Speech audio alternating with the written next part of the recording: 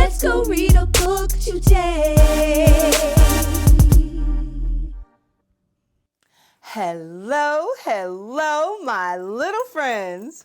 Thank you so much for joining me here on this episode of Let's Go Read a Book Today, where I, Miss Pamela, share some wonderful stories with you right here in my little reading garden. And oh, do I have a fun one for you today. But first, I have to ask, do you know what time it is? It's time for Word of the Day.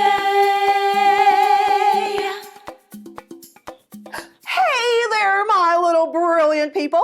I'm Miss Vocab, that's short for Miss Vocabulary, and I have the word of the day for you. Yes, our word of the day where we learn a new word that helps to grow our vocabulary and our minds. So, our word of the day is curious. What does that mean, you ask? Well, I'll tell you what it means. To be curious is when you are so eager or you just can't wait to know or learn something. So curious. Hey, why don't you try and use this word curious in a sentence this week when you're talking to your parents or your friends or even your hamster? Because the more you use it, you'll never lose it. See you next time on the Word of the Day. Now, let's get back to some reading. Thank you, Miss Vocab. Well, I'm so excited to introduce you to some new friends today.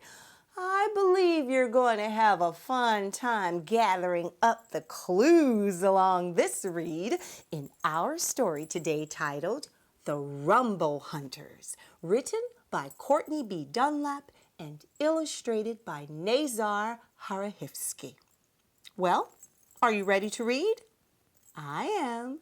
So sit back and open your minds because here comes story time.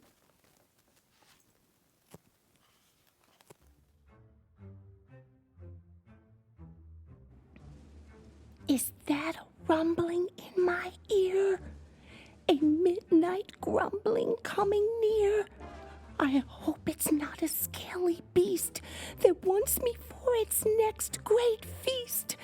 I check my fish, he's had a fright. Don't worry, Blue, we'll be all right. And though he's green around the gills, he seems to like these nighttime thrills. We set off quick to search the place. We'll hunt this sound. We're on the case. The shadows through an ancient arc will lead us to what's in the dark. I slow my step, try not to trip. My heartbeat takes another skip. We creep into the laundry room, and then we hear a sudden boom. The whirling washer hums and moans while belting out odd clanging tones. With lots of gurgles and a slosh, it seems the grumble's not the wash.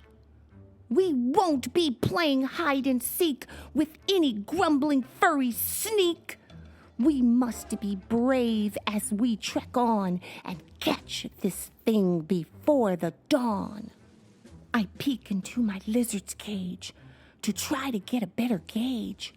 I thought he might have been what thumped, but no, he's fine.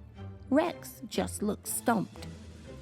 We probably have to set a snare to lure this dragon from its lair. I hold the cage and fish bowl tight, then journey on through more dim light. Oomph! Thump! Crack! Whoa! What was that? I think I squished my doggy's back.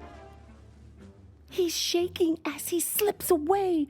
His fur's a blur, but he's okay.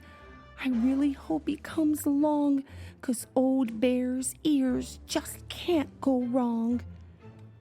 We give a sigh and loudly grunt. This night looks grim for our big hunt. Wait, over there, the sliding door. Whatever lurks can't beat us four. We listen close for each new howl and stalk our prey just like an owl.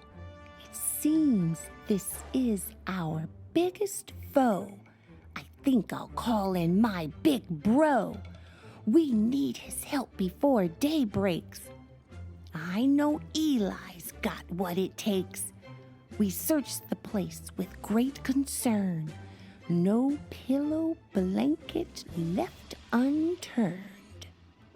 It sounds as if Thor's hammer fell, but where it is, I just can't tell. It might be here or over there. It really could be anywhere.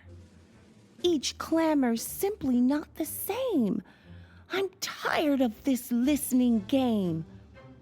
We vow to scour and must go on to catch this snarling, spewing spawn. We'll chase it to that tall bookcase or trap it in our small crawl space, because that rumbling, grumbling sound is somewhere close. It's almost found.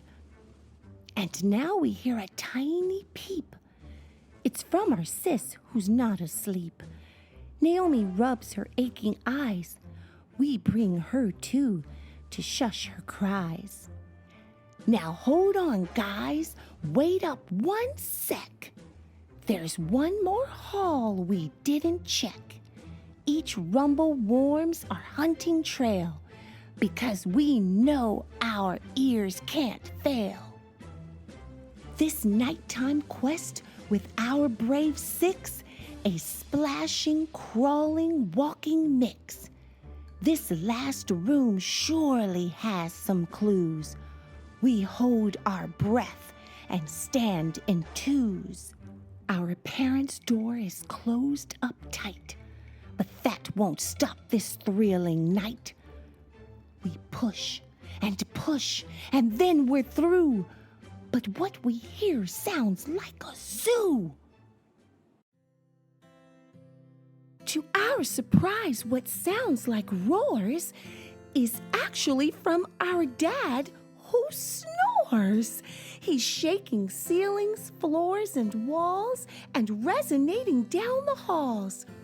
We found our culprit of the night, what gave us such an awful fright.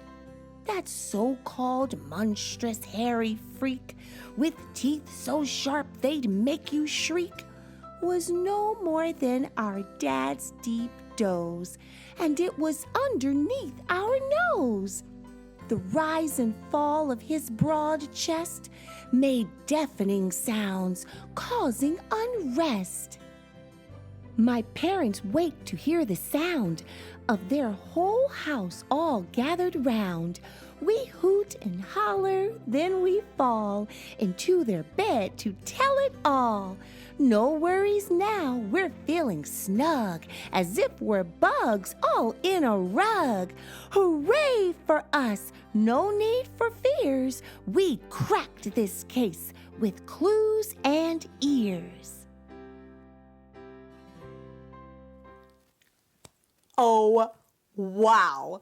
That was a great story. Were you as nervous as I was? I was so nervous. And as we turned each page, it made me grow more and more curious. And I could not wait to find out where that sound was coming from. Did it make you curious as well? But it turns out it was just Dad's super loud snoring. That is so funny. You know, it's good to be curious in life and to ask many, many questions and read lots of books about many different things. Because when you are eager to know and excited to learn about things, that is one of the greatest ways you develop a brilliant mind. So don't ever stop being curious in your life as you grow up. Keep hunting for knowledge and asking the questions, and you will have the most wonderful, adventurous time discovering all the answers. I hope you never forget that. Oh, and now one other thing that we never want to forget are the incredible creators of this fantastic book. The author for the wonderful words that become the story that help to grow our mind, and the illustrator for all the amazing pictures throughout the book that delight our eyes. So Courtney B. Dunlap and Nazar Horokhivskyi, we just have one thing to say to you. Thank you for writing this book and opening a whole new world. Well, it seems that's all the time we have for reading together today. But don't you worry, because I'll join you here again. Yep, right here in my little reading garden on our next episode of Let's Go Read a Book Today. And I so look forward to seeing you again. So, until the next time we meet, don't forget, keep reading. Bye. I'm just happy you've joined me to read today.